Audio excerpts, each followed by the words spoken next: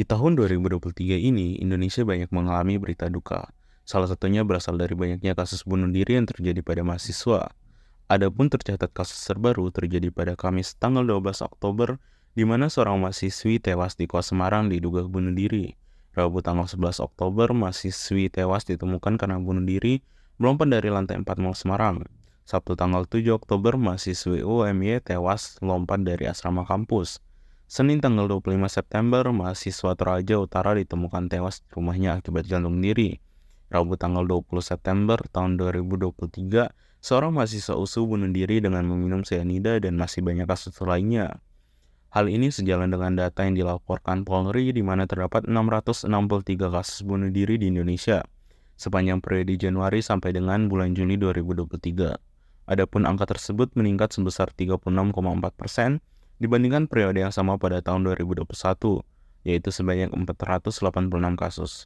Untuk itu, kita sebagai seorang mahasiswa perlu adanya pengetahuan terkait apakah bunuh diri itu, bagaimana dampak dan penyebabnya, serta cara penanganan terkait kasus bunuh diri pada mahasiswa. Hal ini bertujuan untuk mengantisipasi serta mampu melihat indikasi di lingkungan sekitar kita. Selain itu, meningkatkan kesadaran dan perhatian kita akan sesama manusia. Tanpa berlama lagi, mari kita simak penjelasan berikut. Tahukah kalian apa itu bunuh diri? Menurut Valentina dan Helmi tahun 2016, mendefinisikan tindakan bunuh diri adalah sebuah tindakan yang fatal, di mana individu mampu menyakiti dirinya sendiri dengan berbagai cara, untuk maksud eksplisit menghilangkan nyawa dari mereka sendiri. Faktor penyebab depresi bisa dari faktor biologi, faktor genetik, dan faktor psikososial. Faktor biologi, contohnya, terdapat kelainan pada amin biogenik di dalam darah, urin, dan cairan cerebrospinal pada pasien gangguan mood.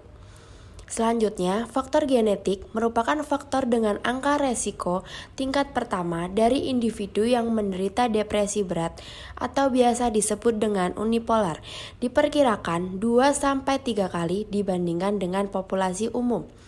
Sedangkan dari faktor psikososial, menurut Freud, dalam teori psikodinamikanya, penyebab depresi adalah kehilangan orang yang dicintainya.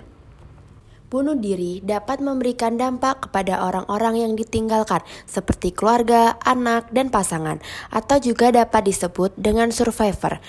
Mungkin dampak bunuh diri yang paling merusak pada hubungan sosial adalah perubahan dari proses komunikasi yang mungkin terjadi setelah kematian, khususnya seputar masalah tersebut dan lebih merujuk pada sikap saling menyalahkan. Berikut terdapat beberapa penanganan kecenderungan individu untuk melakukan bunuh diri, yakni dukungan sosial. Pada dukungan sosial terdapat 4 aspek di dalamnya, yang diantaranya adalah pertama, esteem support, yaitu dukungan secara empati, penghargaan, dan dukungan emosional individu. Yang kedua adalah instrumental support, yang berguna sebagai dukungan materi kepada orang yang membutuhkan. Yang ketiga adalah informational support, yaitu bentuk dukungan yang meliputi saran, arahan, atau feedback pada individu. Dan yang terakhir adalah companion support. Dukungan ini ditujukan untuk menghabiskan waktu secara bersamaan dengan individu lain guna mengurangi adanya tekanan diri pada individu. Selain dukungan sosial, bisa juga dilakukannya penerimaan diri atau self-acceptance. Self-acceptance ini meliputi adanya penerimaan kepada fisik diri yang cenderung memperhatikan penampilan fisik serta cedera fisik. Pada penerimaan moral dan sosial pun dapat dilakukan guna memahami konsep moralitas baik buruk dan interaksi dengan individu lain, sehingga individu dengan kecenderungan bunuh diri akan lebih mudah memahami kebimbangan dirinya terhadap moral dan etika sosial. Maka, pada akhirnya, individu akan melakukan penerimaan diri yang mampu yakin pada dirinya sendiri, merasa berharga terhadap kepribadian yang dimiliki, dan dapat memaksimalkan potensi diri yang dimiliki. Selanjutnya, bisa juga menggunakan komunikasi terbuka. Bentuk komunikasi ini terbagi menjadi 2 hal, yaitu komunikasi secara verbal dan non-verbal. Komunikasi secara verbal dilakukan dengan adanya penyuluhan secara personal atau interpersonal dan pengungkapan secara jelas terhadap korban terkait perjuangan ataupun usaha kehidupan korban.